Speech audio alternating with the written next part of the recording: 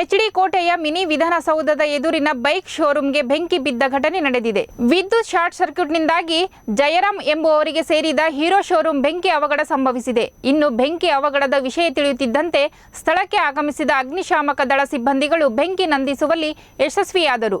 ಆದರೂ ಅಗ್ನಿ ಅವಘಡದಲ್ಲಿ 25ಕ್ಕೂ ಹೊಸ ಬೈಕ್ಗಳ ಗಣಕ ಯಂತ್ರಗಳು, ಪೀಠೋಪಕರಣಗಳು ಮತ್ತಿತರ ಬೆಲೆ ಬಾಳುವ ಸಾಮಗ್ರಿಗಳು ಸಂಪೂರ್ಣ ನಾಶವಾಗಿ ಸುಮಾರು 1 ಕೋಟಿಗೂ ಹೆಚ್ಚು ನಷ್ಟವಾಗಿದೆ ಅಂತ ತಿಳಿದು ಬಂದಿದೆ. ಈ ಸಂಬಂಧ ಎಚ್ಡಿ ಕೋಟೆ ಪೊಲೀಸ್ ಠಾಣೆಯಲ್ಲಿ ಪ್ರಕರಣ ದಾಖಲಾಗಿದೆ.